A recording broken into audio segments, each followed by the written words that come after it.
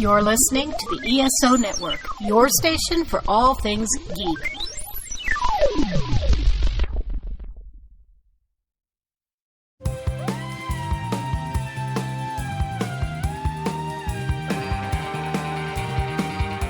Hi, we are Enterprise Splaining, the podcast where we explain Star Trek Enterprise to each other and to you. I'm Jamie, and these are my co-hosts Maria. Hello. And Bill. Hello.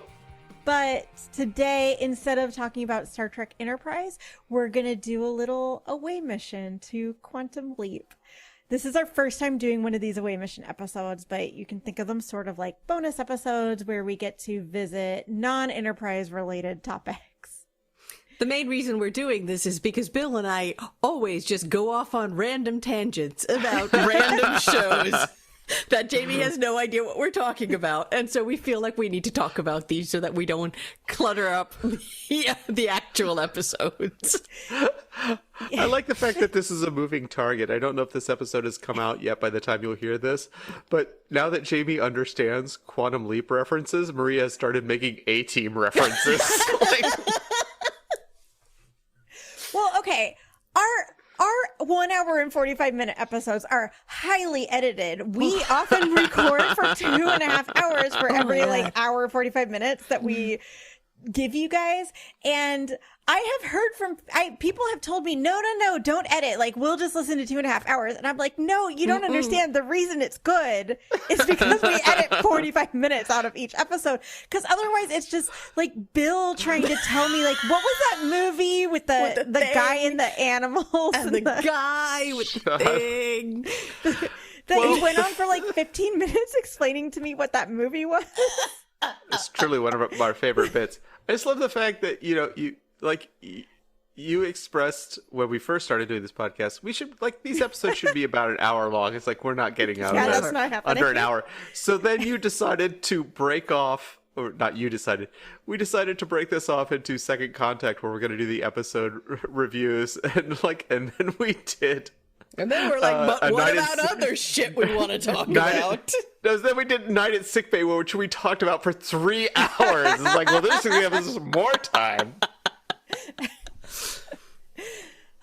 Anyways, famously, Maria and Bill have been very disappointed in me for not being familiar with Quantum Leap, but no longer, because I have now seen the entire first season of Quantum Leap. Oh my god! Which only has 9 episodes, by the way. It's very strange. That's for probably a 1989. mid-season replacement. Yeah. It must have been something like that, because 9 episodes, very, very weird for a show like this, like a network show. So overall, it was fine. I liked it okay. I'll probably keep watching. I did buy the DVDs because it's weirdly hard to watch this show. You basically have to buy the episodes or the seasons on streaming, and it turns out you can just get the entire set of all the seasons on DVD for $40, which was a lot cheaper than buying it's all it for worth streaming. It's such a good show. Got the whole thing now. So I'll probably because we're watching Monk right now too, and we were switching off one episode of Monk, then the next night we'd watch an episode of Quantum Leap. We'll probably continue doing that. So I think I'm gonna keep watching. It is definitely extremely well written and acted. So good, because I do feel like it's a really hard concept for a show, because you really only have 2 recurring characters, and every week you have all these new characters, and you've got to make them interesting and compelling. And I feel like Star Trek is generally bad at that. It's also not just Enterprise. I think all Star Trek is usually not very good at making compelling one-off characters. It's also, I'm going to phrase this badly, it's also kind of a low-stakes show, because on Star Trek, every week it's the fate of the galaxy is in their hands and stuff. And with Quantum Leap, every week, it's very important to these people, and Al might come in and say, well, if this person dies, then this happens, and this happens, and this happens. But it's very important to these, so it's very important on a personal level to all of these people, but it's not. It's microcosm. Yeah, one of the episodes, it was just a girl had to have her first kiss. Right.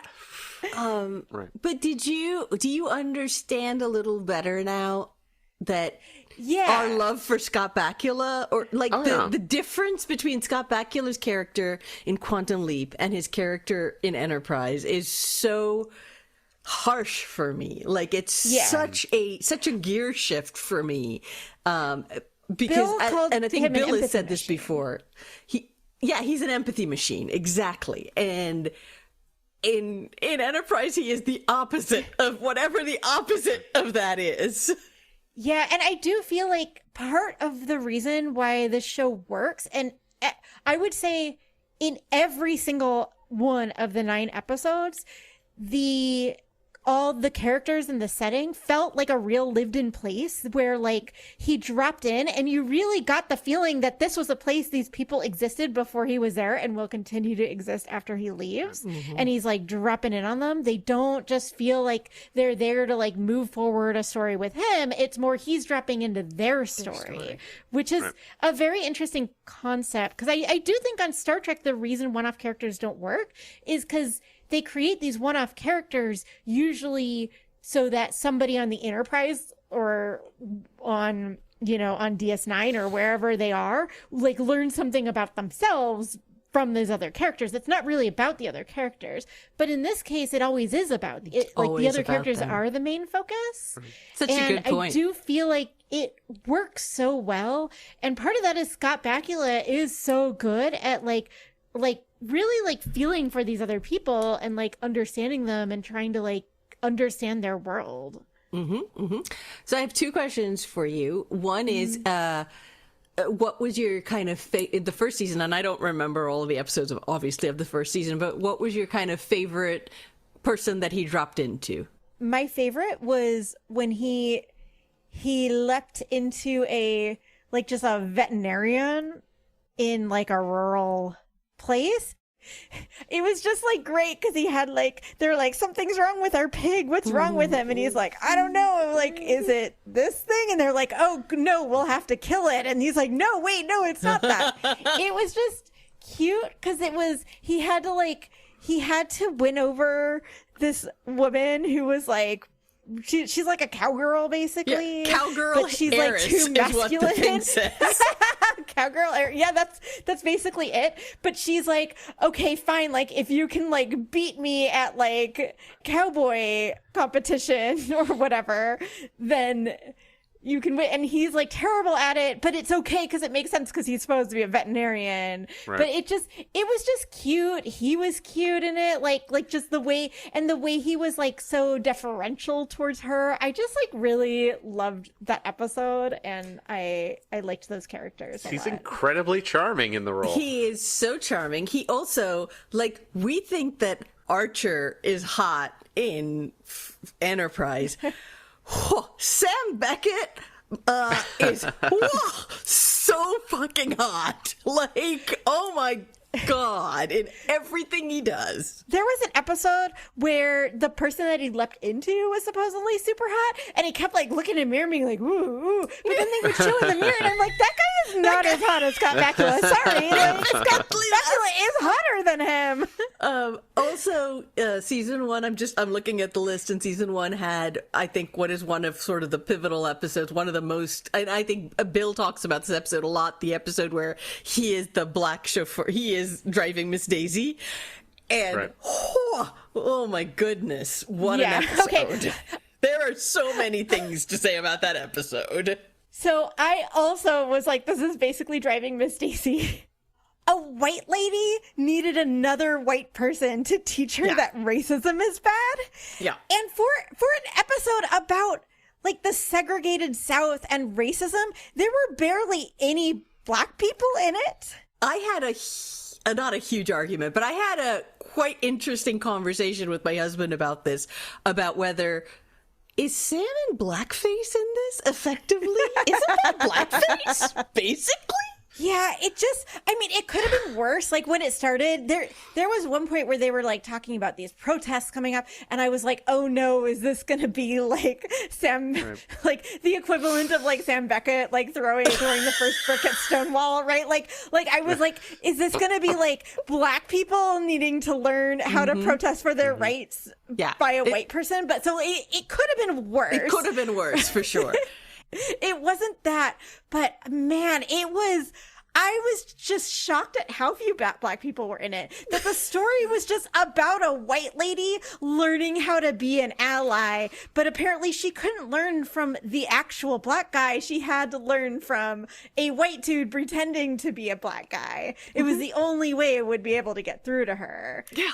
And it also kind of implies that these, like, black people and, like, the black guy whose body he left in, who's, like, known this woman forever, just, like, wasn't spunky enough to be able to, like, teach her about this. It just was, it was a problem.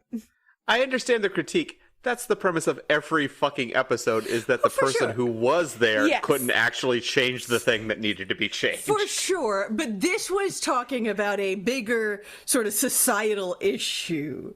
And I had, obviously, the first time I watched it, had no issue with this, but rewatching it, and Stephen and I rewatched Quantum Leap not that long ago, probably during the pandemic, and I was like, I mean, this is not, like, looking at it with my current 2025 eyes, or 2020 eyes at the time, like, this isn't exactly ideal. Yeah, I mean, we looked it up, and it was all white writers on this episode. Mm-hmm. Yeah, it's very white savior. And you can very much tell, because they just didn't know how to write for actual black people, so they wrote an episode that is how white people see the thing. And of course, like, a bunch of white people writing this would be like, the important thing is that a white lady learns something. Right.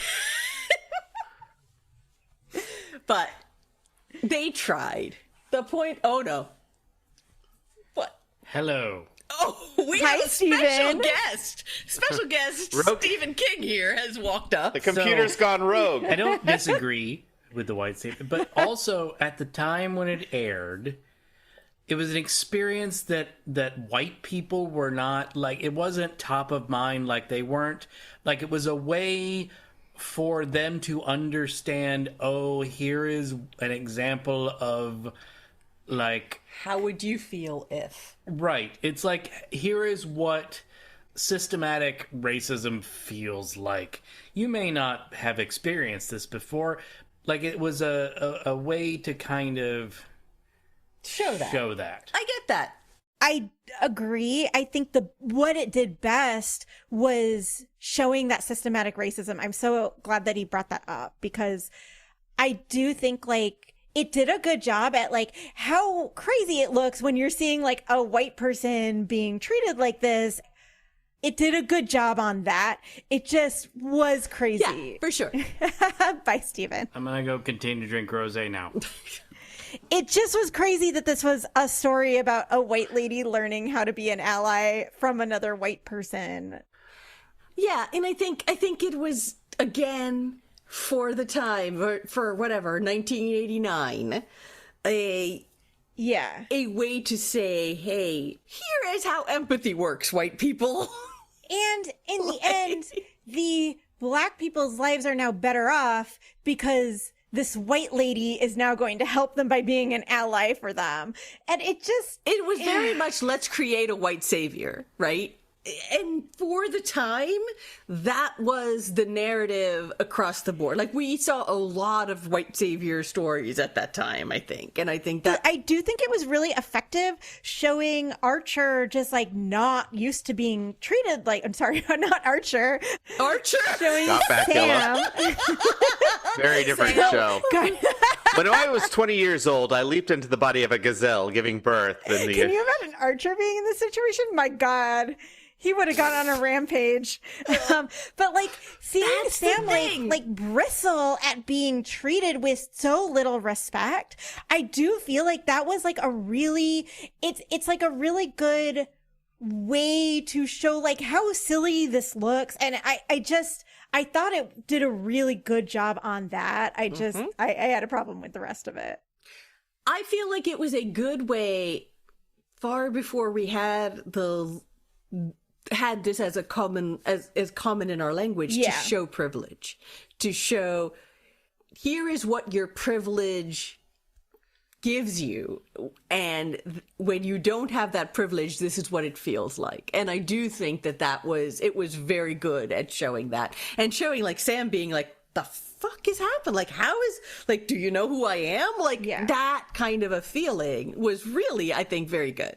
So, knowing how you feel about costuming, Jamie, how do you feel about Al's sartorial choices in the episode? Because my boy, he is Macklemoring it big time every time he shows up. Yeah, he definitely has weird things all the time. I do love his outfits, and he is so charming. I do wish that it wasn't so, like, the only thing he talks about is, like, who he's fucking, who he just fucks, who he wants to fuck, who won't fuck him, like. That comes into play later. That does come into play later, and there is a reason that Al is the way he is, and it's quite heartwarming. I'm glad you're watching this because I'm glad you understand the Scott Bakula that we knew. That was what we were expecting. Like, imagine Sam, like, Sam's going to be the captain of the Enterprise. I would love that. Like, that's fucking great. Like, I'm all in for that. And then we get Archer. And then we get fucking Archer, who is such a dick. It was such a gear shift. I was not ready for how horny this show was.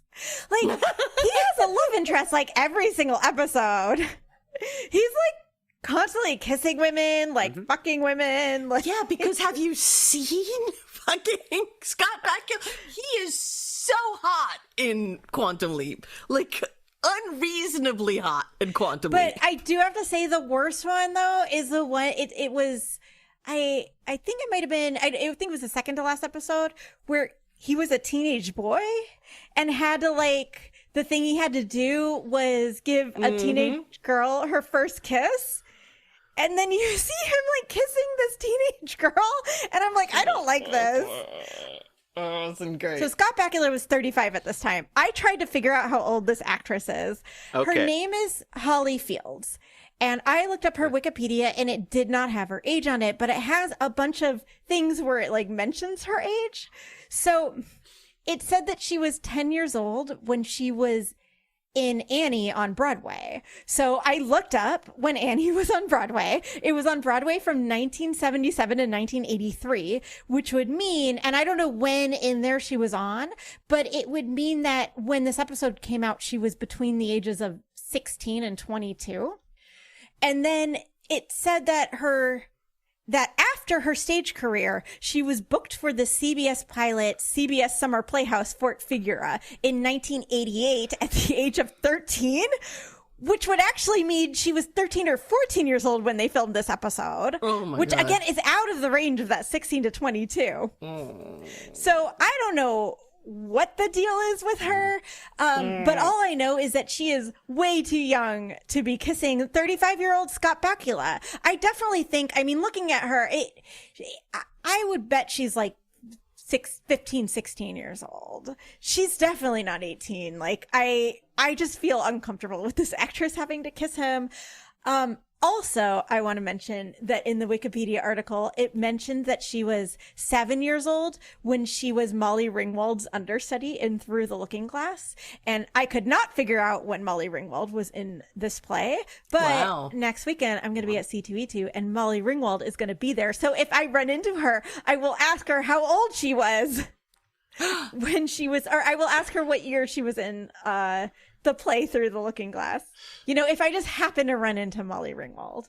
If you happen to run into Molly Ringwald, as one does at C2E2. So anyways, that was my deep dive into this girl's age, because it was just, her Wikipedia was wild and like the ages don't add up right, and it was very confusing. But overall, Quantum Leap, thumbs up, thumbs down, thumbs even? I would say thumbs up. Look, I'm watching Monk at the same time, and I like enjoy Monk more. Like when we're watching, I'm always like, "Oh, we're on a Quantum Leap episode." But yeah, it is like just different, but it is just it's so world. well made. Sam, Sam. Scott Bakula is so good as Sam Beckett. does he only ever go to the 20th century US? Does he ever go to the future? Like when this was like time travel, I thought he was going to be going to the future sometimes. It's only in his lifetime, for the most part. Oh, interesting. He can only travel in his lifetime. That's the limitation of the thing.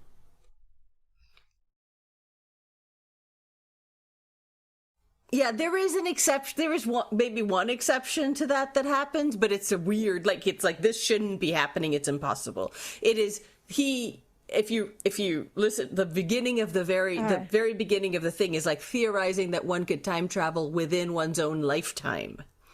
Oh. Dr. Sam Beckett so I don't went think into the opening for the first season, I think it might be different from future openings. It could be, yeah. Because when you guys have like repeated the thing, it was similar but not the same as the first season one. Yeah, I'm sure. So yeah, I think it probably changes. Yeah. Is he ever a woman? Because Yes. It's great. Yes, he is. he was a white guy in every episode except for the one where he was a black guy.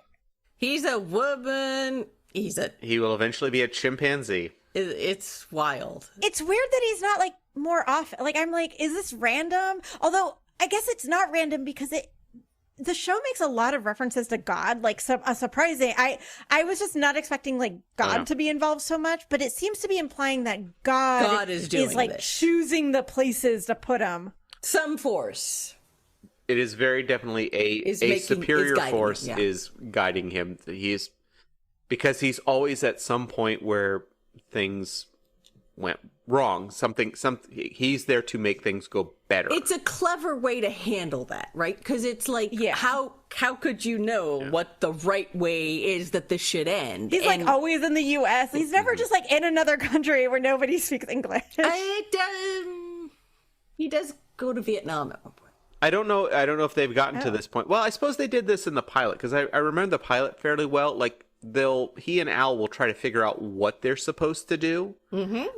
And sometimes they get it wrong. Sometimes it's something completely... Ziggy's like, they're like, oh, we got Ziggy, and Ziggy's gonna tell him, like, what the thing. And Ziggy has not been right once, I don't think. Like, Ziggy is just wrong every single fucking time. Right. And then they're like, but no, like, Ziggy says we gotta listen to him. Ziggy knows. And I'm like, Ziggy was wrong in every single episode. Every one of them. He is 0 for 9. Well, it's the best guess. He gets there eventually. They get there eventually.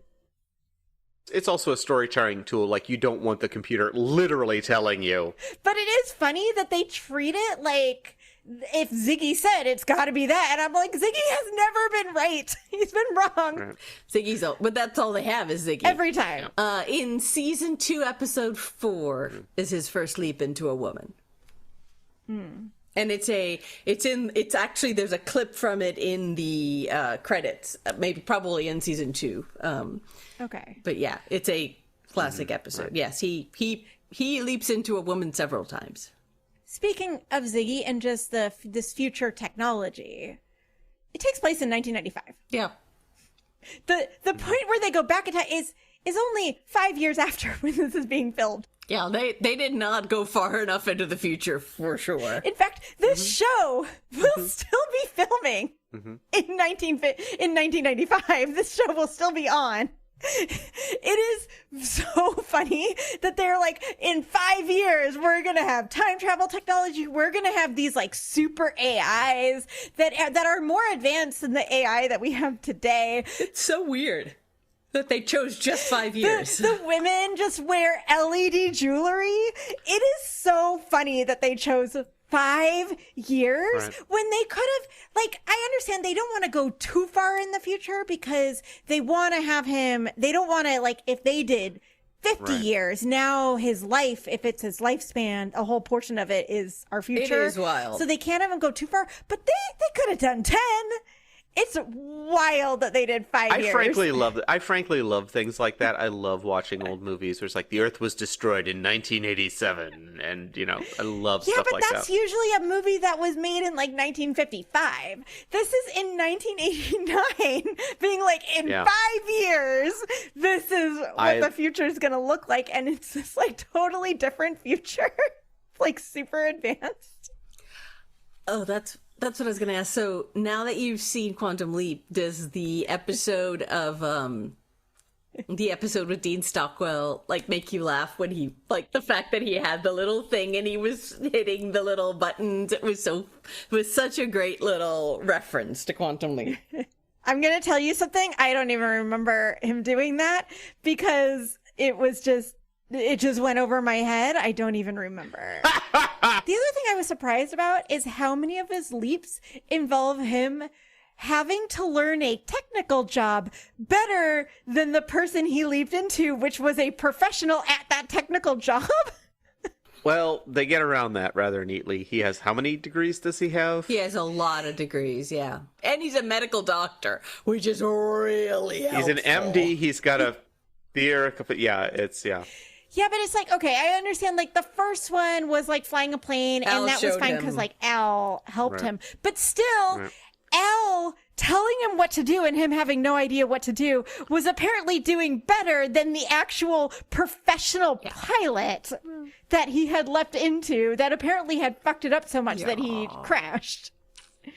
And then, after that, he had to win a baseball game because he had leapt into the body of a guy who was a professional baseball player who used to be in the major leagues and then had got an injury and was now in minor leagues. But like they had to win the baseball game and like, I'm sorry, Scott Bakula thinks he can play baseball better than a professional baseball player. That's the You buy-in gotta for just the buy show. it. You're there to watch him win. He's a superhero. And then there was the one with the boxing match where he had to like box better than the guy who was the professional boxer. This happened over and over. And I'm like, but these people are professionals at their job. And it's kind of shitty to them that he can just come in and like And fix it. they fucked it up so badly at their jobs that God had to take a person from the future and take them back in time and put them in their body. And a person that doesn't even know how to That's a do good it. point. And then he gets like a week to like learn the thing and then do it better than them. That's how bad they were at their jobs. That's not even the biggest question that's going to bake your noodle. Is the big one that I struggled with was, what body is he Yeah, in? there's so many. Wait till Yeah, no, that's Don't the problem. don't even worry about it. Don't even worry But the about pregnant lady drives me it. Yep, crazy. the pregnant lady episode. Yep. Oh, Yeah, it's It is a lot of hand wavy. You don't know, and it's fine. Do they tell you more about like what is happening to these people? Because they mentioned at one point that they switch with him. Yeah. So then presumably these other people are in 1995. They're in the waiting room. Okay, but there was an episode where Sam was in one guy's body and then he leaped into a different guy's body and the other guy came back into his body and then he like didn't remember anything. Yeah, when you're in the waiting room, you don't remember what's happened. So then I'm like, when he leaves and these other people come back and their entire lives have changed, they've like had now like they have like Don't a worry new about it. girlfriend and like they don't remember any of that. Yeah, basically what happens is you black out, and when you wake up, your life is better. Like, Don't worry you about don't it. remember any of what happened. And actually, so I watched the reboot of Quantum Leap, which I actually was surprised at how much I enjoyed. And in it, one of the characters is a character who was leapt into. One of the regular characters is a character who was leapt into. And That's cool. And he's like, I just had I have this blank in my memory that I don't remember what happened. And basically they don't remember what happened at all. It's a complete black for them, but they kind of go with it because their lives are better. But there was one episode where he leapt into this sleazy professor that was having an affair with a student. And then Sam like ended the affair with the student and then she got back together with her actual like meathead boyfriend who was her age. And then he like met Sam's future wife and like helped her out, but then they like connected on an emotional level. And I'm like, so now she has connected on an emotional level with this guy who is just a total sleazebag. Oh yeah, that does get sort of resolved in the future. Okay. Yeah. They do talk about that a little bit. I just worry about things after he leaves. Don't worry about it. That's basically He set what you have things to right. do is like everything is fine. They'll figure it out. Wait until the evil leaper shows up. Evil leaper. Oh no. In an episode I believe is called Evil Leaper. Yeah. Wait till the Stephen King episode is all I'm saying. Oh. Which is where the Evil Leaper shows up, right? I think. Wait until he meets the devil. Oh, that's that's the Stephen King episode. Yeah, is when he meets the not devil. your Stephen King. No, The Stephen King. No, he meets Stevie. Not voice of our computer, Stephen King. Not that Stephen King. Is that weird? It's like that's how you and Steven met, is like he got leaped into and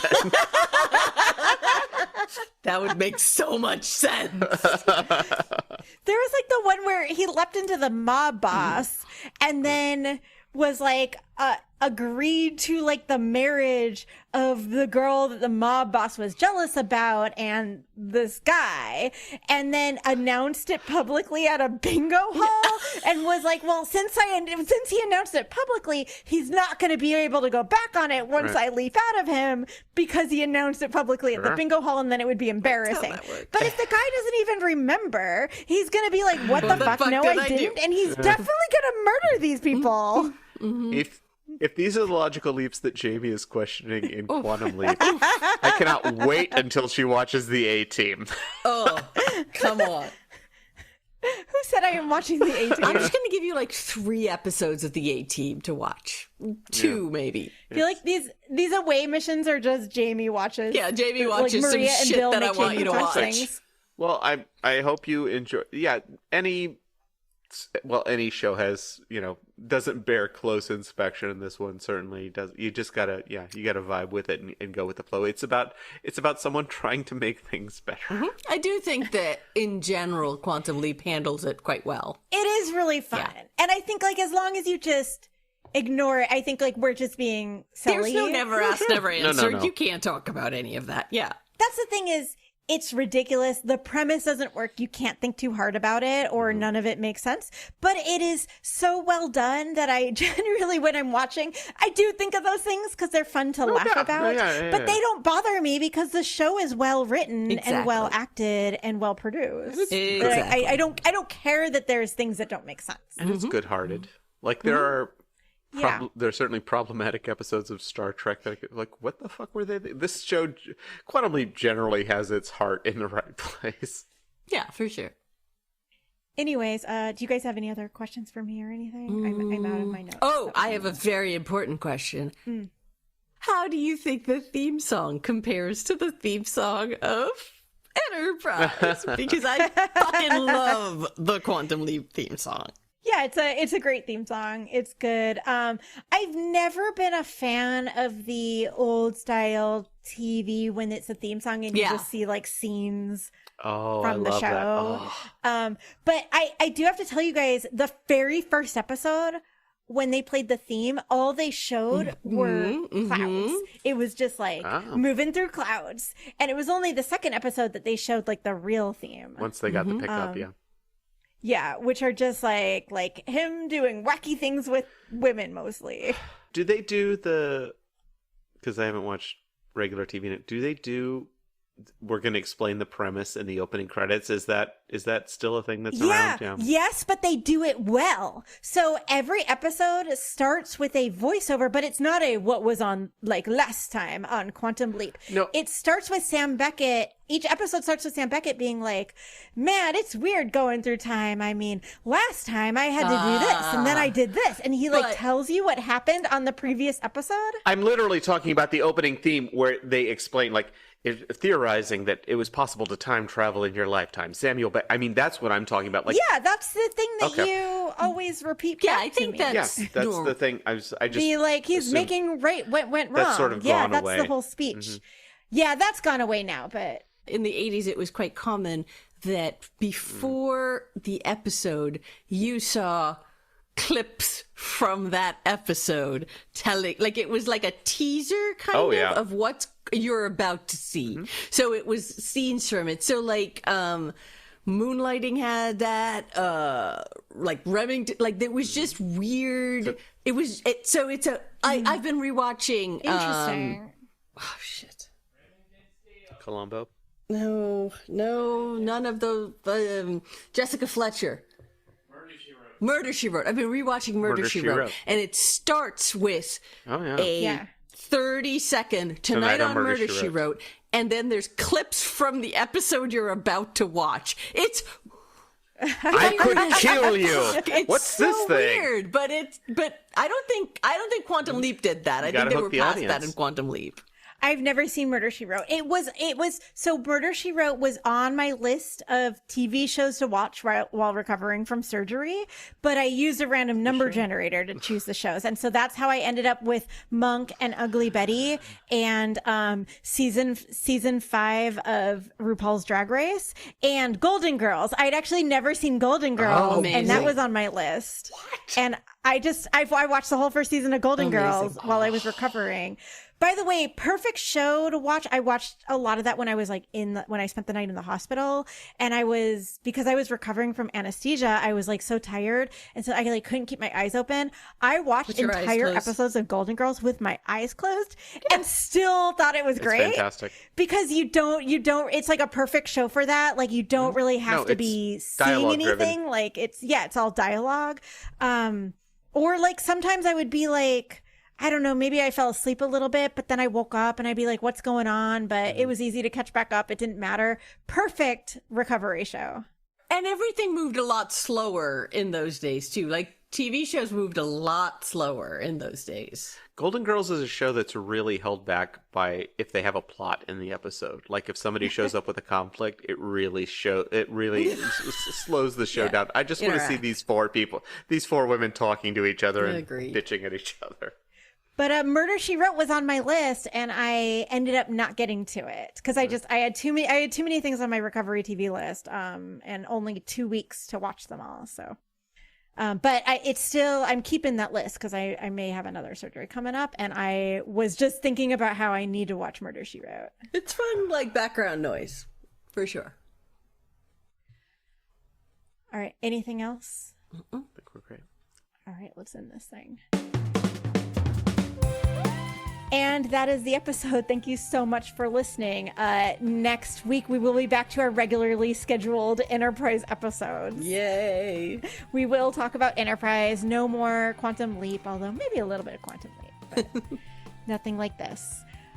A special thanks to K.O. Myers at Particulate Media for sound assistance, to our friend David for our beautiful cover art, and to John Stephen King for being the voice of our computer.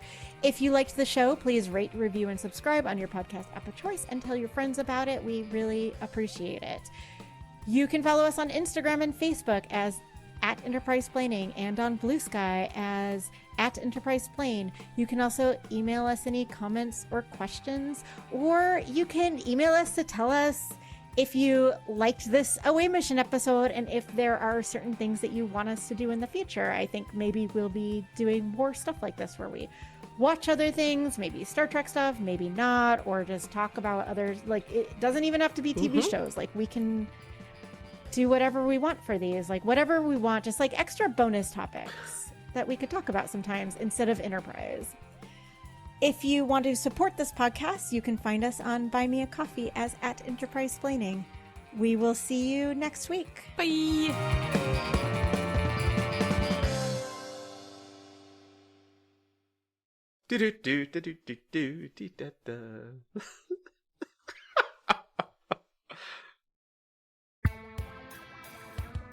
Everyone these days could use a little support, and your friends at the ESO Network are no different. With the ESO Network Patreon, the cool thing is when you help support us, it's you who will benefit. With 4 tiers starting for as little as 25 cents a week, you can listen to some of your favorite network podcasts early, hear exclusive content, maybe get some ESO swag, or even possibly take a shot at the geek seat. All you need to do is sign up at patreon.com/ESO Network.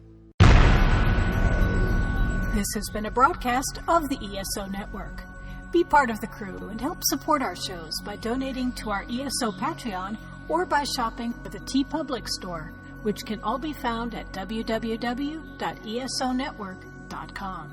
The ESO Network, your station for all things geek.